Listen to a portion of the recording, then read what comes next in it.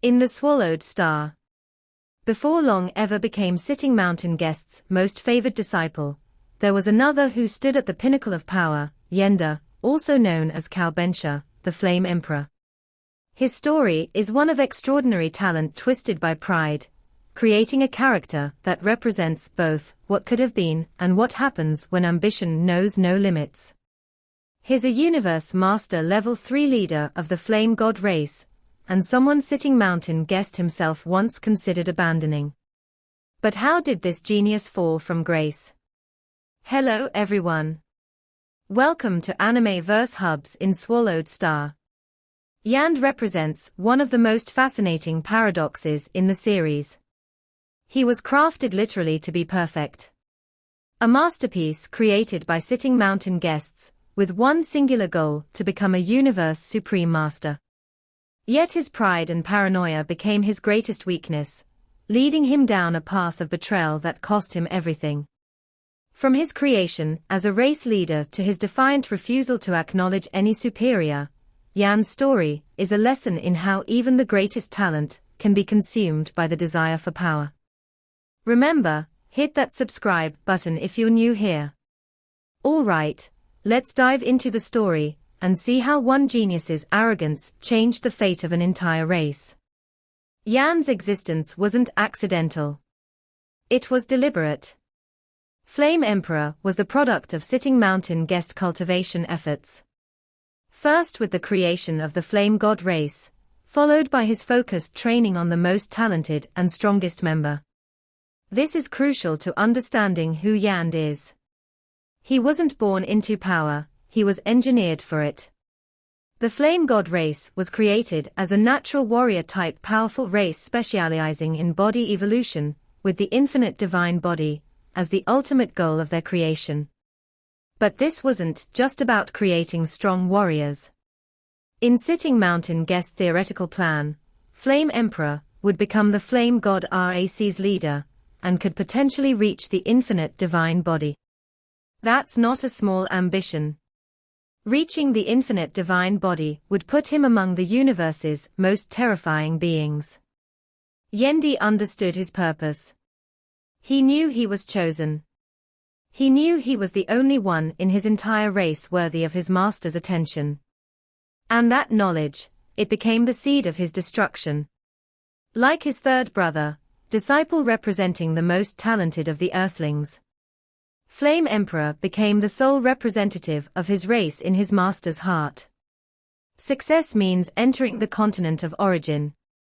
Failure means abandonment alongside his race. That's an enormous amount of pressure. The entire future of his species rested on his shoulders alone. Here's where Yanda's story becomes tragic.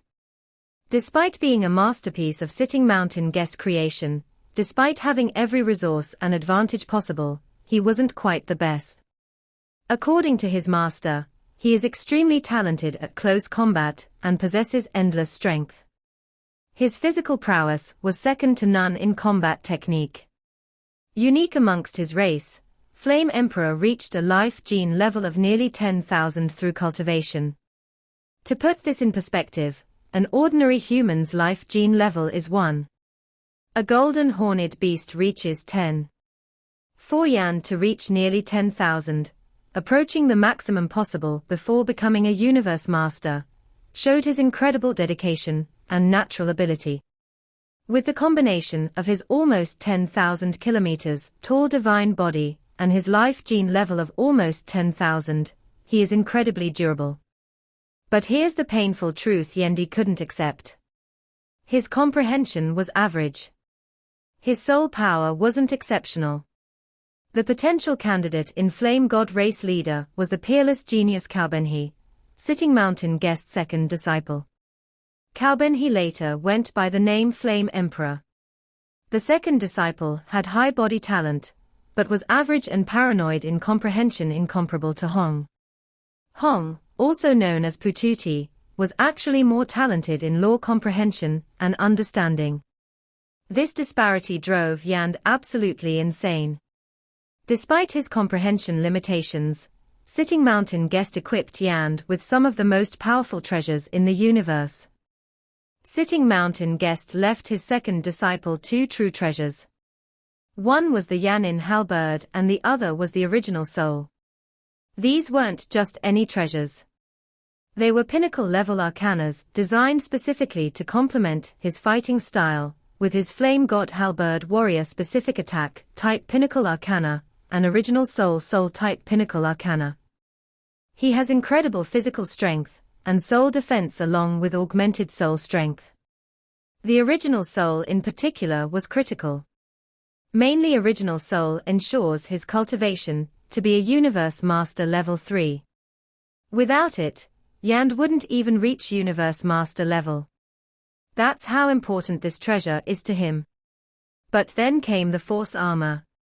When he wore the Force armor type defensive pinnacle arcana, he was even more intrepid despite unable to use it to its full capacity.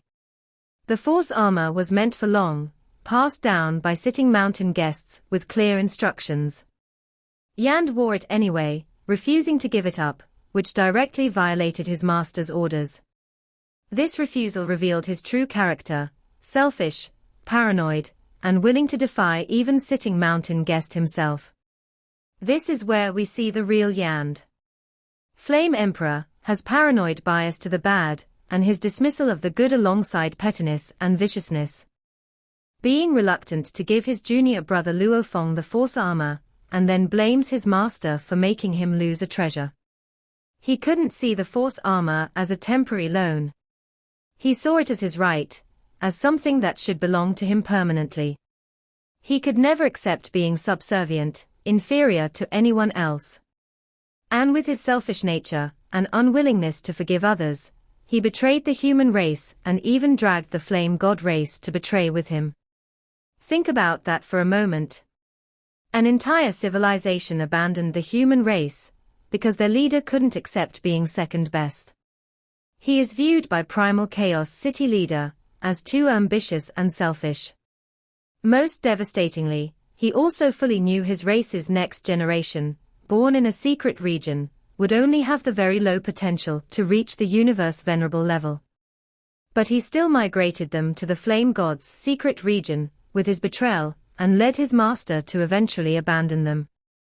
Yenda knowingly sacrificed his entire race's future potential for his pride. The betrayal of the human race shocked everyone. But what truly sealed Yenda's fate was that Flame Emperor even attacked human race universe masters. This wasn't political disagreement. This was open warfare against his own kind. He led his race to a remote territory far from human space. And in doing so, he doomed them.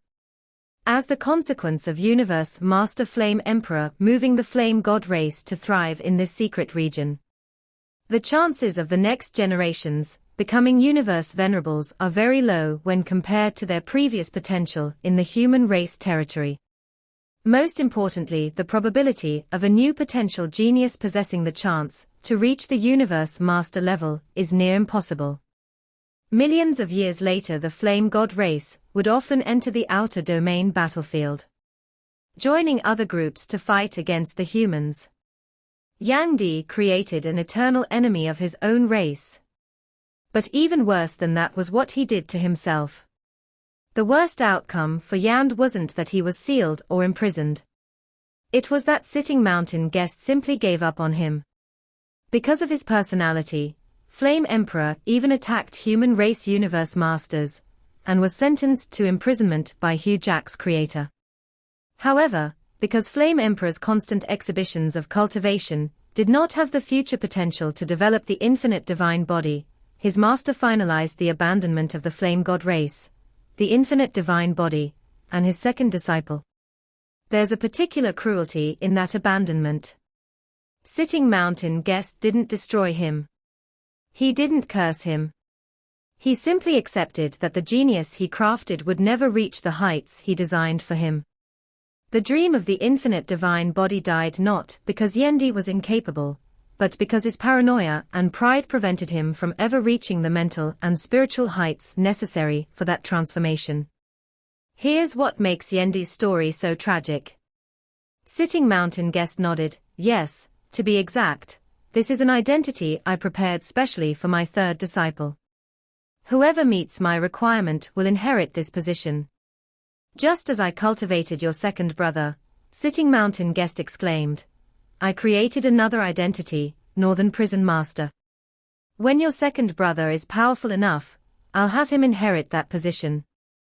Yenda wasn't abandoned, because Sitting Mountain Guest stopped believing in him. He was abandoned, because Sitting Mountain Guest moved on to Luo Feng. Luo Feng, the human-born earthling who Yenda probably considered beneath him, became the favorite. Luo Feng reached the heights Yenda was designed for. Luo Feng became what Yenda could never be. In one final twist of fate, eventually he grudgingly returned the Force armor to its future true owner. Yenda was forced to give up the very treasure he'd refused to surrender. Watching as the earthling he despised wielded the power he tried so hard to keep. So that's the rise and fall of Yenda, the Flame Emperor. A genius created to be perfect, but destroyed by his own pride. He had every advantage, every resource, every opportunity. Yet his refusal to accept anything less than absolute supremacy cost him his master's faith, his racist future, and his own potential. Here's what I want to know. Do you think Yenda could have reached the infinite divine body if he'd accepted his role with humility instead of paranoia? Or was he always destined to fail because of how he was created? This video will end here.